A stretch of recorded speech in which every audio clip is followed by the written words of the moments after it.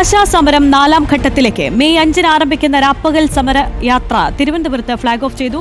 യാത്രയുടെ പശ്ചാത്തലത്തിൽ നിരാഹാര സമരം ആശമാർ അവസാനിപ്പിച്ചു. അതേസമയം സർക്കാർ വിലക്ക് മറികടന്ന കലാമണ്ഡലം ചാൻസലർ മല്ലിക സാരാഭായ് ആശമാർക്ക് പിന്തുണയുമായി രംഗത്തെത്തി. തൊഴിലാളി ദിനത്തിലും 81 ദിവസം പിന്നിട്ട സമരത്തെ കണ്ടില്ലെന്നടിച്ച് സർക്കാർ. ആവശ്യങ്ങൾ നേടിയെടുക്കാതെ പിന്നോട്ടില്ലെന്ന് ആശമാരും. രാപ്പകൽ സമരയാത്ര സർക്കാർ കണ്ണു തുറപ്പിക്കുമെന്ന് പ്രതീക്ഷയുടെ യാത്രയ്ക്ക് തലസ്ഥാനത്തു നിന്ന് പച്ചക്കൊടിയുടെ തുടക്കം.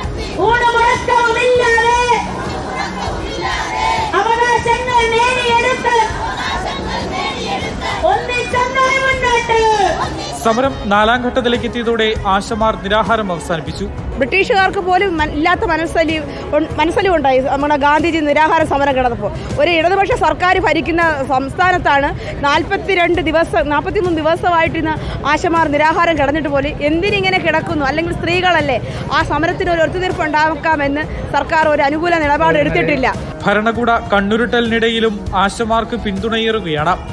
ആശാ വർക്കർ ആൻസിയുടെ അക്കൗണ്ടിലേക്ക് 1000 രൂപ അയച്ച് കലാമണ്ഡലം ചാൻസലർ മല്ലിക സാരാഭായ് പിന്തുണയറിയിച്ചു. ഒപ്പം സർക്കാർ ഭീഷണിക്ക് വഴങ്ങില്ലെന്ന് മുന്നറിയിപ്പും. മല്ലിക സാരാഭായിക്ക് നേരെയുണ്ടായ സമ്മർദ്ദം സങ്കടകരമെന്ന് സാറ ജോസഫ്. മല്ലിക സാരാഭായിയുടെ നേർക്ക് ഉണ്ടായി എന്ന് പറയുന്ന നിഷേധങ്ങൾ അല്ലെങ്കിൽ വിലക്കുകൾ ഔദ്യോഗികമല്ലാതിരിക്കട്ടെ, അത്രയും ബുദ്ധിമോശം കാണിക്കാതിരിക്കട്ടെ എന്ന് നമുക്ക് ഒന്ന് ആഗ്രഹിക്കാം. ആശമാർക്ക് പിന്തുണയുമായി കോൺഗ്രസ് നേതാക്കളായ കെ മുരളീധരനും രമേശ് ചെന്നിത്തലയും സമരപ്പന്തലിലെത്തി.